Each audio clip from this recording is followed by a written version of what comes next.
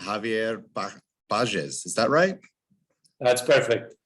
President of the DO of Cava. It's an honor to have an opportunity to chat with you about all things Cava.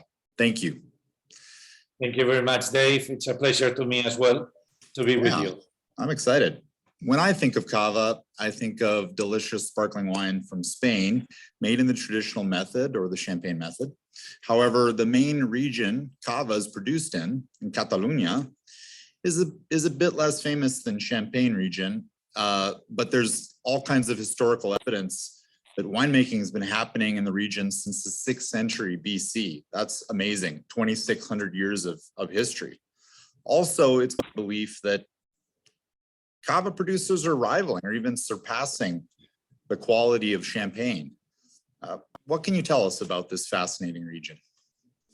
Well, as you said it before, it's a region that it's been planted with vineyards, for many all its life, as far as we can say, because the Phoenicians already came here and they planted the vineyards. We had the Romans, and then vineyards have been part of our life and our agriculture and our countryside. And from them, it's always been, people have vinified grapes from these vineyards throughout the centuries. And but Cava started in 1872 at the end of the 19th century. And from them, the story of Cava has started in the region, together with some other DOs that do other kind of wines, not the sparkling wines like Cava, as you said before, by the method traditionnel. So we have, and that's in the main region of Cava, because Cava has 4 different regions, being the main one, the one around Barcelona, but it has 3 other different regions in Spain. The limited regions, it's shown in the map here. So the main one is Comtats de Barcelona, surrounding Barcelona area. About 95% of all Cava produced is happening in Comtats de Barcelona, but then the second one is the area of Levante, and that would be a little bit far away from Valencia, up in the mountains. That would be the second largest region.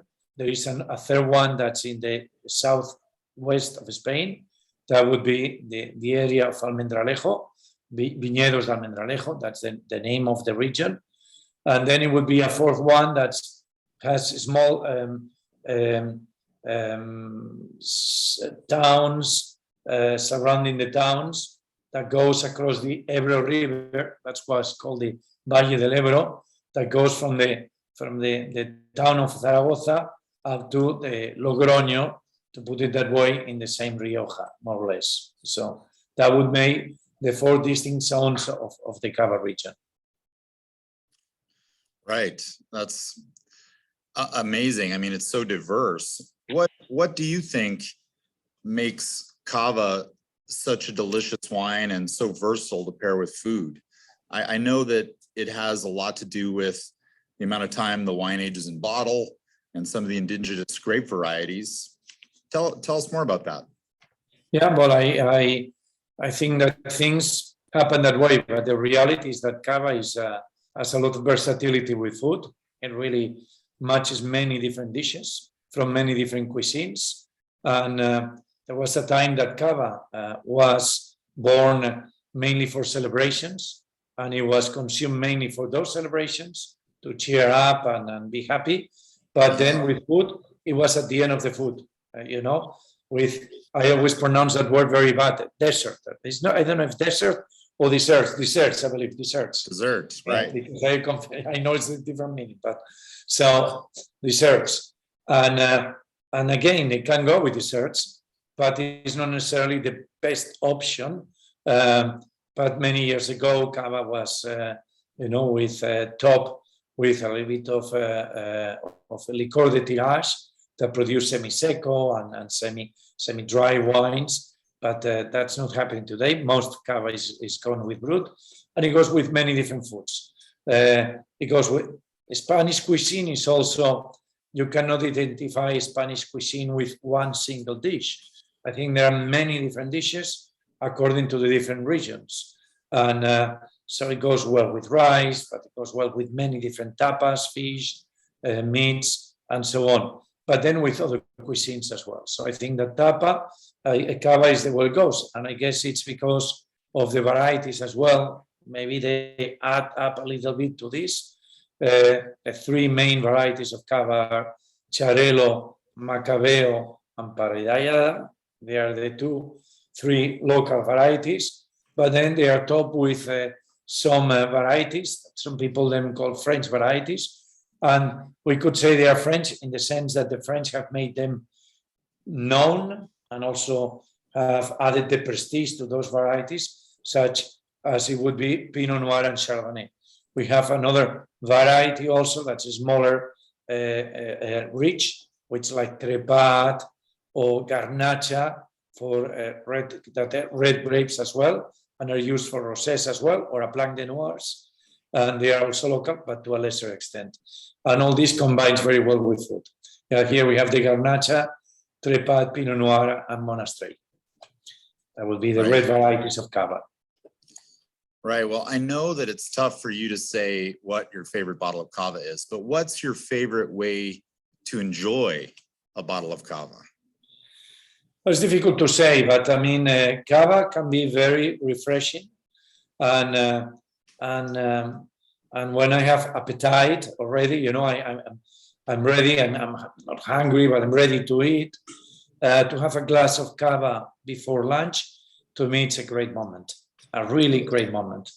And then if you can have it, I mean, with tapas, I would have it clearly. Well, maybe only some potato chips, other kind of chips. It could be just some, anchovies. It could be ham, local ham that we have. It's great. It can be many other smaller, appetizers. And I think it's a great moment. Why? Because it's fresh. I'm still hungry. I haven't eaten yet, so I'm ready. And that drink, starts enticing all my everything, and I think it's great. But then it can follow with all the food, because Cava tends to be light and goes very well with food. It's no longer like before, that we had it very clear that a red wine had to go with meat, or a white wine had to go with fish, or only when we started. I think that today we are much open-minded, and as long as it's a good Cava and it's fresh and it's good, and what you have eaten and the people they are together with you, it's a great moment as an appetizer. I love it. Yes, it suits our cuisine here at Truluck very well. Yeah. The acid, the freshness makes for some beautiful pairings. I have a thought about, is it easy to visit a Cava region and check out the vineyards and the wineries? It's easy, and it's becoming easier. The nice thing about Cava, it's alongside a very interesting city, well known for many people. That's Barcelona. And Barcelona, it's very attractive. It's not the only region, because we said before, you can go to Rioja, and then you can also be visiting Rioja for its Rioja wines, and also for Cava. But if we stick to the main region, and that's Barcelona, clearly Barcelona is it's a city that has culture, has food, has its ongoing city, and then it has the light of the sun, and it has the sea, has many things together. And then you can go out of Barcelona, you can go to different places, to the beach or to the interior. But clearly, then not far away from Barcelona, we are only talking about 40 kilometers away from Barcelona. In terms of miles, we would be talking 30 miles away from Barcelona. You start entering into the region of Cava. And then you can find beautiful spots with different beautiful vineyards and some very attractive wineries, and more hotels. We call them rural hotels or just regular hotels that that can give you have a great time for the people to visit. Even you can tie in with the sellers and have lunch or dinner at the sellers, buy some wine, taste different wines. All that's happening in the United States that I think it's maybe the country that does it better, Napa, Sonoma, and the other wine regions. I think that's somehow, we could say the best practices have been born in your country, and here is happening. People, we understand that it's a tourism that today is called enotourism, because people want to enjoy enology, the countryside, the culture of surrounding, together with the vineyards and the winery.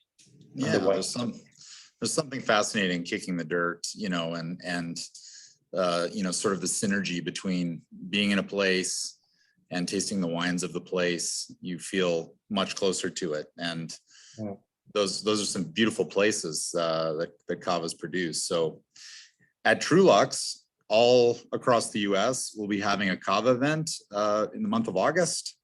We'll be serving some beautiful limited time offer seafood paired with Cava. So, to our customers, to our friends, it's pretty hot this summer. If you can't get to Spain, come cool off at Truluck's with a bottle or two of Cava, some of our fabulous food. And of course, if you can get to Spain this summer, think about adventuring out of the cities and into the countryside and visiting some of these historic regions. Cava at the source. It would be very much worth it. Senor Pagés, thank you so much. Again, you're amazing. I really appreciate the conversation. Thank you. Thank you very much. As I said at the very beginning, it's been a real pleasure to be able to talk a little bit about Cava, and at the same time to have been able to be with you, an honor. Thank you very much. Oh, thank you. My pleasure.